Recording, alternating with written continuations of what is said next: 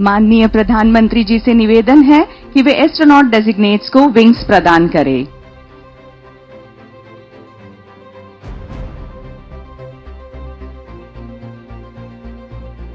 भारत एक बार फिर अंतरिक्ष पर इतिहास रचने जा रहा है। दरअसल भारतीय अंतरिक्ष एजेंसी इसरो अपने गगनयान मिशन पर काम कर रही है। गगनयान भारत का पहला मानव मिशन होगा जो जल्द ही लॉन्च होगा।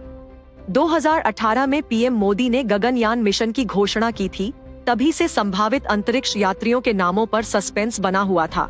लेकिन अब पीएम मोदी ने ही इन एस्ट्रोनॉट्स को एस्ट्रोनॉट्स विंग्स देकर इन्हें दुनिया के सामने पेश किया है। Group captain Prashanth Balakrishnan Nair,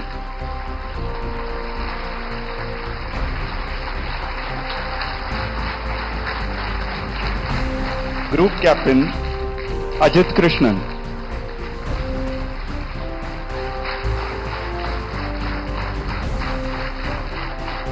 group captain Angad Pratap,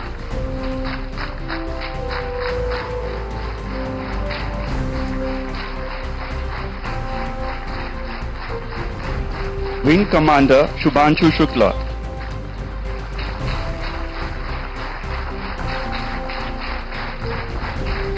ये चारों भारतीय वायुसेना के टेस्ट पायलट हैं। इनके नाम हैं प्रशांत नायर, अंगद प्रताप, अजीत कृष्णन और शुभांशु शुक्ला। इन चारों में 3 ग्रुप कैप्टन हैं और 1 विंग कमांडर हैं। इन्हें गगनयान के लिए तैयार किया जा रहा है। ये चारों हर तरह के फाइटर जेट्स उड़ा चुके हैं और हर तरह के फाइटर जेट्स की कमी और खासियत जानते हैं। इसलिए इन चारों को गगनयान एस्ट्रोनॉट ट्रेनिंग के लिए चुना गया है। रूस में इनकी ट्रेनिंग हो चुकी है और अभी बेंगलुरु की एस्ट्रोनॉट ट्रेनिंग फैसिलिटी में इनकी ट्रेनिंग चल रही है। गगनयान मिशन के लिए सैकड़ों पायलट्स का टेस्ट हुआ था, जिसमें से 12 चुने गए। इनका selection institute of aerospace medicine में किया गया। इसके बाद कई राउंड का सिलेक्शन प्रोसेस पूरा किया गया। तब जाकर इसरो और वायुसेना ने 4 टेस्ट पायलट के नाम फाइनल किए। इसरो ने इन चारों को 2020 की शुरुआत में रूस भेज दिया ताकि वो बेसिक एस्ट्रोनॉट ट्रेनिंग ले सकें। कोविड-19 की वजह से इनकी ट्रेनिंग में देरी हुई, जो 2021 में पूरी हुई। इसके बाद से ये चारों लगातार ट्रेनिंग कर रहे हैं। इसरो के ह्यूमन स्पेस फ्लाइट सेंटर में कई तरह के सिमुलेटर्स लगाए जा रहे हैं, जिन पर ये चारों प्रैक्टिस कर रहे हैं। ये लगातार उड़ान भी कर रहे हैं और फिटनेस पर भी ध्यान दे रहे हैं। ये चारों गगनयान मिशन पर उड़ान नहीं भरेंगे। इनमें से 2 या 3 टेस्ट पायलट ही गगनयान मिशन के लिए चुने जाएंगे। आइए अब उस लॉन्च व्हीकल के बारे में जानते हैं जिससे भारतीय एस्ट्रोनॉट्स अंतरिक्ष के सफर पर निकलेंगे। इन यात्रियों के सफर के लिए LVM-3 रॉकेट को HLVM-3 में बदलना जरूरी है ताकि धरती के चारों तरफ 400 किलोमीटर वाली गोलाकार ऑर्बिट में क्रू मॉड्यूल को पहुंचाया जा सके। यहाँ H का मतलब ह्यूमन रेटेड है। बाद में रॉकेट का नाम HRLV होगा, यानी ह्यूमन रेटेड लॉन्च व्हीकल। इस रॉकेट में फेल्योर से ज्यादा सुरक्षा पर ध्यान दिया जाएगा, जैसे क्रू एस्केप सिस्टम, यानी किसी भी तरह का खतरा होने पर क्रू मॉड्यूल हमारे एस्ट्रोनॉट्स को लेकर सुरक्षित वापस लेकर आ जाए। रॉकेट में गड़बड़ी होने पर उसके किसी भी स्टेज से दूर ले जाकर एस्ट्रोनॉट्स को सेफ रखे। अगर कोई इमरजेंसी आती है तो क्रू मॉड्यूल एस्ट्रोनॉट्स को लेकर समुद्र में गिर जाएगा। इसरो के वैज्ञानिकों ने 4 से 5 अलग अलग तरह के खतरों पर काम किया है ताकि इन खतरों से क्रू मॉड्यूल हमारे गगननॉट्स को बचा सके। इसरो अभी गगनयान के क्रू मॉड्यूल के हाई एल्टीट्यूड ड्रॉप टेस्ट करवा रहा है। इसके बाद ही गगनयान के 2 अगले लॉन्च मिशन होंगे।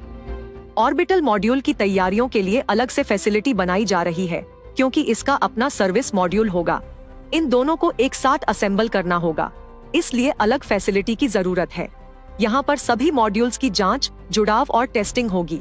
गगनयान के लैंडिंग के बाद उसे समुद्र से रिकवर करने के लिए भारतीय नौसेना और इसरो लगातार सर्वाइवल टेस्ट कर रहे हैं, कभी कोच्चि में तो कभी बंगाल की खाड़ी में।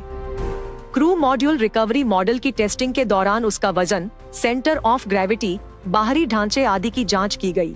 ये जांच उसी तरह से की जा रही है जिस तरह से लैंडिंग और उसके बाद रिकवरी की जाएगी। ह्यूमन स्पेस फ्लाइट का अंतिम चरण क्रू मॉड्यूल की रिकवरी को माना जाता है, इसलिए इसकी टेस्टिंग पहले हो रही है। पर ये क्रू मॉड्यूल है क्या, आइए जानते हैं। गगनयान के जिस हिस्से में एस्ट्रोनॉट्स बैठकर धरती के चारों तरफ 400 किलोमीटर की ऊंचाई वाली निचली कक्षा में चक्कर लगाएंगे, उसे क्रू मॉड्यूल कहते हैं।